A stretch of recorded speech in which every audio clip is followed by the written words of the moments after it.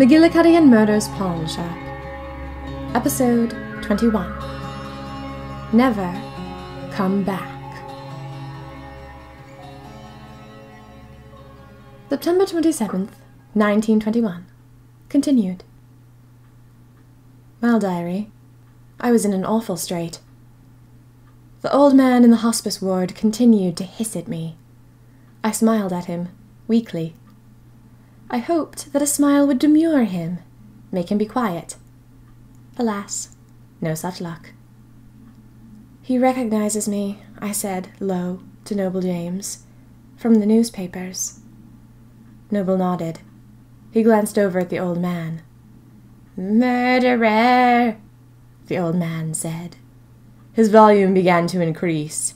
"Murderer!" "It's all right," Noble James said to the old man. "You're all right." It pained me to hear how weak Noble sounded. You could tell he meant to sound warm and reassuring, but he only sounded husky and exhausted.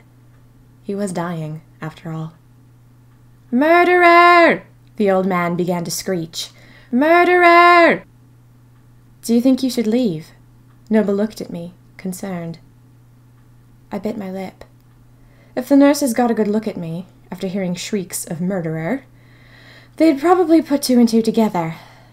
If they realized who I was, then all was lost. "I've got to go," I said. "I'm sorry.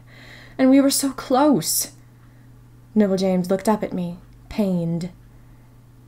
"I'll try to come back," I said. "I'm sorry."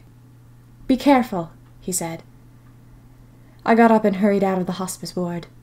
I ran into a nurse on my way out. "Oh, good," I said to her. "There's an old man in there. He keeps shouting about a murderer. I think maybe you'd better take a look at him." The nurse gave me the evil eye for telling her how to do her job. She bustled into the hospice ward, and I dashed to the woman's lavatory. As soon as I was behind the door, I teleported. I teleported to a lake I'd visited once with my parents. Except it wasn't a lake anymore. Now it was a quarry full of workers. I stared down, disappointed and disillusioned. My knees started to buckle, and I found a log and sat down. I was feeling lightheaded. In fairness to myself, I'd been through rather a lot lately. Birds trailed above me. A mosquito settled on my arm, and I slapped it, vicious. There shouldn't be mosquitoes in September. Diary, I felt awful. What a thing to experience. Finding Noble James and then having our conversation broken off at the last minute. He'd gotten part of his message out, but it only made me feel worse. He said I was in danger. He said the night enthusiasts had changed their plan.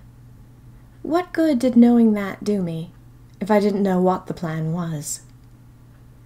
It was almost worse, having gotten so close, only to be thwarted again.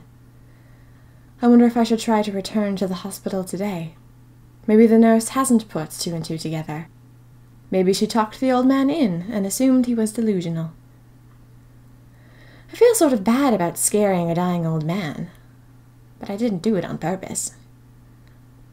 Well, here I am, on this log, with a rather wet rump, wishing I knew what was going to happen next. I've had rather a lot to write about today, haven't I? From the train car to Ariana wanting to leave, to Noble. And to think, I used to complain about not having enough to write about. It seems like ages ago, doesn't it?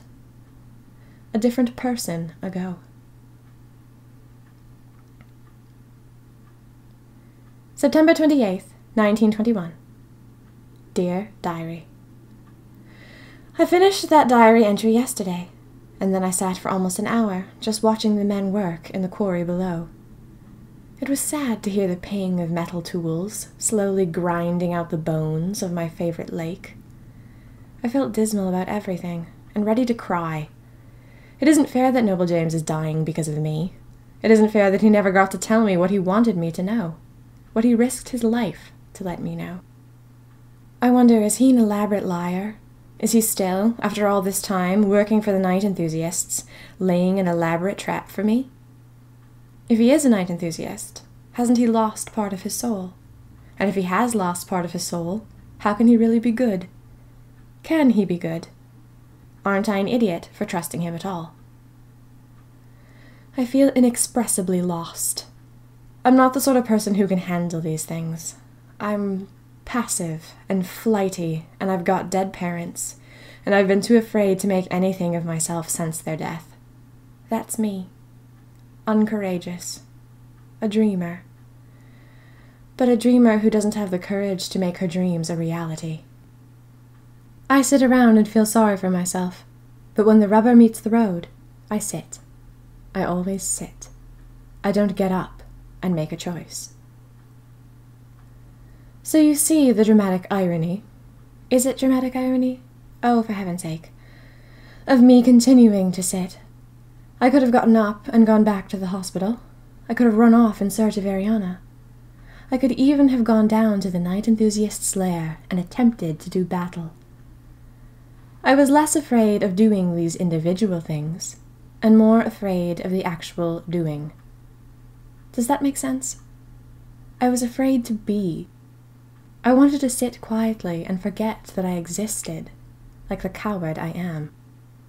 But, as fate would have it, there was nothing quiet about what happened next. My diary, well, you, began to burn in my hands. I dropped you, startled, and stared in dismay at the curls of smoke that rose from your cover. "It can't be," I murmured. But there was no doubt about it. Your cover was on fire.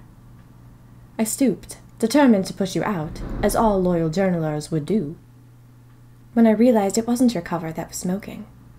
It was the china eye. All this time, diary, I've assumed you knew, but you don't have eyeballs, so perhaps you've been in the dark. I tucked my broken bit of china eye into your front cover. I didn't want to leave it where it might get lost, or have it in my pocket all day, so I slipped it in between the leather of your binding, and it's been there ever since. Well, now it was on fire. That was about right for how my day was going. I stooped and plucked it out with my hanky. It hopped into the grass and lay there smoking. As I stared, letters began to form on the back in rather bad handwriting. Ms. Merkel. Urgent. Meet me at the Iron Lion Bridge. Sincerely, H.P. McGillicuddy. Oh, now things were getting interesting. I stared at the writing until the letters cooled and remained black, disfiguring the surface of my china eye. I picked it up and tucked it back in your binding, and then I sat there for 3 seconds. "Get up, Maude, you old lump," I said. "You have an adventure to go on." I teleported to the Iron Lion Bridge, and I landed squarely underneath it. I had bad memories of the underside of that bridge. It was daylight, and I could see just fine. There was no one waiting for me, so I hurried out into the light of the sun. Mr. McGillicuddy stood on the brow of the hill, his eyes crazed with panic. He took one look at me, hurled a pocket watch in my direction, and vanished. "What?" I shouted. The pocket watch lay at my feet. I picked it up, thrust it into my pocket, and ran to the spot where Mr. McGillicuddy had stood. "Mr. McGillicuddy!" I exclaimed. "Mr. McGillicuddy, what is the matter with you?" For the life of me, I thought he'd thrown the pocket watch at me in a rage. I kept expecting him to come back. But after 5 minutes ticked by, it became clear that he wasn't going to. He'd left me with nothing but my curiosity and a pocket watch. I decided to open the watch, finally, and I was horrified when I did. I dropped the watch with a startled scream. Inside the watch's face was the face of Mr. McGillicuddy, and he was shouting at me. "You have been betrayed!" His watch-face eyes, frightened, looked into mine. "You must leave the city at once. You must never come back."